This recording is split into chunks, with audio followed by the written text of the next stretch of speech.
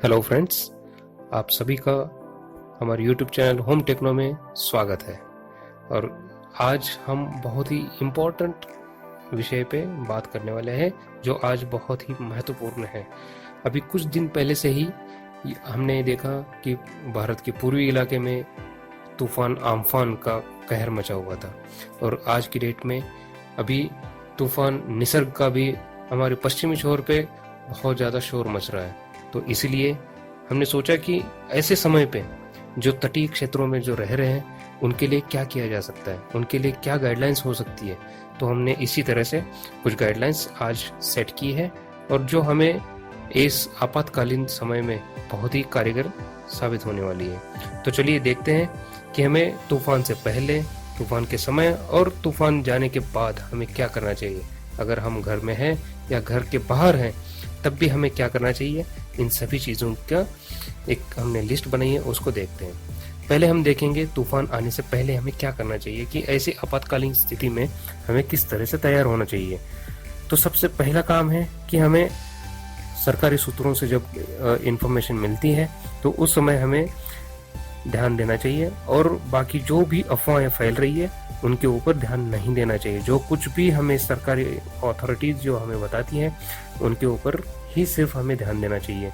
उसी के साथ हमें बिल्कुल भी पैनिक नहीं करना चाहिए और धैर्य रखना चाहिए, और इसी के साथ हमें पीस ऑफ माइंड भी रखना चाहिए कि किस समय हमें क्या करना है। इसी के साथ सबसे पहला काम है कि आपके पास जितने भी रिचार्जेबल इक्विपमेंट्स होंगे, आपके मोबाइल है, बैटरी है, या आपका एक्सटर्नल जितने भी इक्विपमेंट्स हैं, और साथ ही साथ पावर बैंक है, ऐसी चीज़ों को आप फुल्ली चार्ज करके रखिए। और मोबाइल को जितना हो सकता है उतना कम यूज़ कीजिए, जैसे कि SMS का उपयोग कर सकते हैं, सो दैट आपकी जो बैटरी है वो काफ़ी लॉन्ग लास्टिंग साबित होगी। अगला पॉइंट हमारा ये है कि जो भी मौसम विज्ञान की अथॉरिटीज़ आपको जो कुछ भी इंफॉर्मेशन देती है वो सब सुनने के लिए एक रेडियो, टीवी या न्यूज़पेपर में जो कुछ भी खबरें आती है उनको हमें समझना चाहिए, उनके ऊपर अमल करना चाहिए। तो उसी के हिसाब से सरकार ने क्या क्या कदम उठाए हैं, सरकार के क्या क्या निर्देश हैं, उनके हिसाब से हमें प्रचलन करना चाहिए ताकि हम सुरक्षित रह सकें। और इसी के साथ जो पूर्व तैयारी है तूफान आने से पहले, कि हमारे पास जितनी भी कागज है घर के, हमारे ज़मीन के दस्तावेज हो सकते हैं, बैंक के दस्तावेज हो सकते हैं, बच्चों के सर्टिफिकेट्स हो सकते हैं, ऐसे जितने भी इम्पोर्टेंट कागज हैं उनको, और आपके जितनी भी मूल्यवान वस्तुएं हैं, जो भी ऑर्नामेंट्स हैं, जो कुछ इतनी इम्पोर्टेंट चीज़ें हैं, उनको एक वाटरप्रूफ डब्बे में बंद करके अपने पास रखें, ताकि अगर तूफान के साथ साथ बारिश तो आएगी, और उस बारिश में अगर कुछ भी अनहोनी होती है तब भी आपके जो मेन डॉक्यूमेंट्स हैं या आपके गैजेट्स हैं या आपकी संपत्ति है उनको कुछ ना हो जाए। अभी हम चलते हैं हमारे अगले पॉइंट पे, जो कि आपातकालीन स्थिति के सामना करने के लिए हमारे पास हमेशा एक किट तैयार होना चाहिए। हमारे देश में आजकल हम देख रहे हैं कि कई सारी आपातकालीन स्थितियां पैदा हो रही है।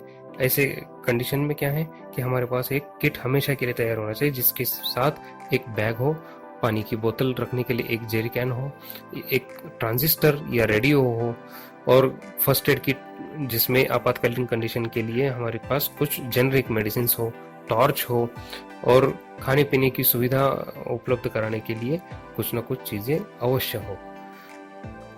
इसी के साथ हम चलते हैं अगले पॉइंट पे कि हमारा जो घर है वो, हमारा घर सुरक्षित किस तरह से रखा जा सकता है, उसको हम ध्यान में रख सकते हैं।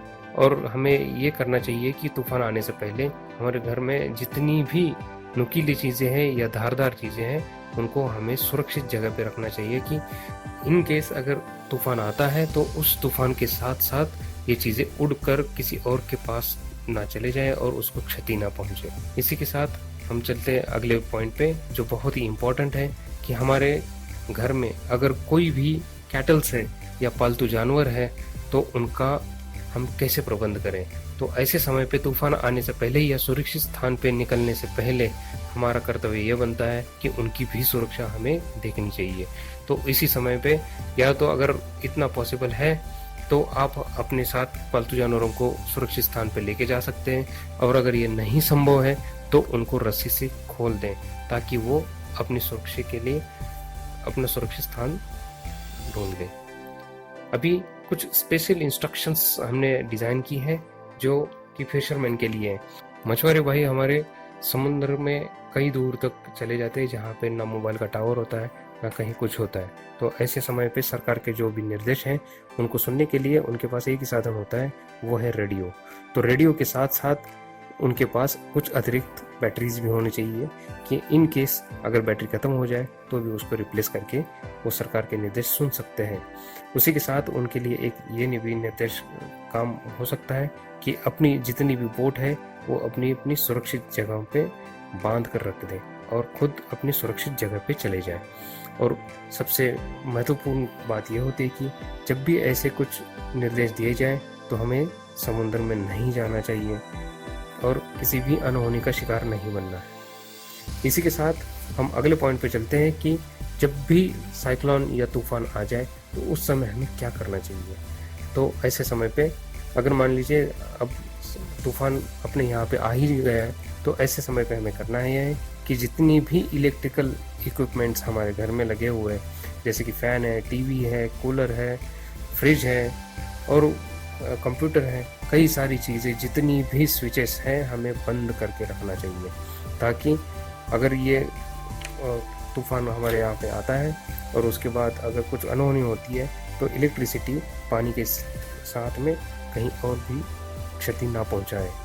और इसी के साथ साथ हमें किचन में गैस भी बंद रखना चाहिए ताकि किसी भी चीज़ का कोई प्रॉब्लम ना हो। और इसी के साथ हमारा एक और भी चीज़ ये है कि घर में हवा को घुसने नहीं देना है। इसीलिए हमें क्या करना चाहिए कि हमारे जितने दरवाजे और खिड़कियां हैं उनको बंद करके रखना चाहिए। इसी के साथ अगर हमें ये लगता है कि हम जिस घर में रह रहे हैं वो घर और वो जगह अगर असुरक्षित लग रही है तो तूफान आने से पहले ही हमें एक किसी सुरक्षित जगह पे चले जाना चाहिए। अगला पॉइंट हमारा यह है कि हमेशा रेडियो या ट्रांजिस्टर सुनते रहिए जिससे सरकारी निर्देश आपके पास समय समय पर पहुंचते रहें। उसके बाद आपके पास ये भी होना चाहिए कि गर्म पानी पिया जाए जो उबाल के आप पी सकते हैं, जिससे क्या होगा कि किसी भी प्रकार के इन्फेक्शन का खतरा टल जाएगा और आपको ऐसे गलत समय पे आपको दूसरी परेशानी का कोई सामना ना उठाना पड़े। इसी के साथ आपके पास जो कुछ भी इंफॉर्मेशन आती है वो सिर्फ सरकारी सूत्रों पर ही विश्वास करें और फिर से हमें हमारा यही कहना है कि आप अफवाहों पे ध्यान ना दें। इसके साथ अगर हम बाहर हैं, घर के बाहर है या किसी ओपन जगह पे हैं तो हमें क्या करना चाहिए। तो ऐसे समय पे क्या करना चाहिए कि पतझड़ जिस इमारत की हुई है या कोई इमारत क्षतिग्रस्त हुई है ऐसी इमारतों में के पास नहीं जाना चाहिए। हमें अगर शेल्टर ढूंढना है तो किसी अच्छी जगह पे चले जाएं। उसी के साथ अगर आप ओपन फील्ड में हैं, खेत में हैं या कहीं पर भी है तो जहाँ पे अगर तूफान से कुछ इलेक्ट्रिकल वायर्स अगर गिरी हुई है या कुछ तारें तो टूटी हुई है या कुछ कटी हुई चीज़ें हैं तो ऐसी चीज़ों के पास नहीं जाना है जिससे हमें किसी और परेशानी को सामना करना पड़े। तो ऐसी चीज़ों से दूर रहना चाहिए। और इसी के साथ सबसे मेन जो इम्पोर्टेंट पॉइंट है कि आपको सुरक्षित जगह की तलाश करनी है। या तो तूफान से पहले ही सुरक्षित जगह पे चले जाएं या तूफान आने के बाद अगर आपको ऐसा लगता है कि कोई जगह आपको सुरक्षित नहीं लग रही है तो किसी ना किसी तरह से आपको सुरक्षित जगह पे पहुंचना है। और इसी के साथ हमारे जो टिप्स थे वो हम यहीं पे रोकते हैं और भी अगर हमारे पास कुछ ऐसी गाइडलाइंस आती है या कुछ लगता है तो हम इसको ज़रूर शेयर करेंगे। और इसी के साथ हम ये कामना करते हैं स्टे होम, स्टे सेफ और be prepared for any kind of contingency. हमें हर आपदा के लिए तैयार होना चाहिए। इसके आगे के कई सारे अपडेट्स हम इसी चैनल पे देते रहेंगे और ये सब जानकारी पाने के लिए आप हमारे चैनल को लाइक, शेयर और सब्सक्राइब कीजिए ताकि आपके पास अपडेटेड इन्फॉर्मेशन पहुंचती रहे।